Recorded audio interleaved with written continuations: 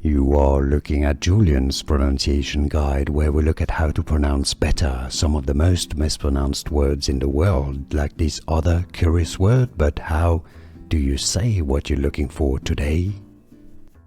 Let's learn how to pronounce the name of this French composer. For more names from classical music, make sure to stay tuned. There are many names, many get wrong, including French composers, so stay tuned.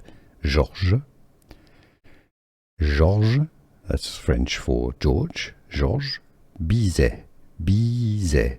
The T is silent. Georges Bizet, Georges Bizet. In English, the pronunciation is as Georges Bizet. Georges Bizet. Here are more videos on how to pronounce more confusing words and names too many mispronounced. Like this video if you found it useful. I appreciate your support. I'll see you soon and thanks for watching.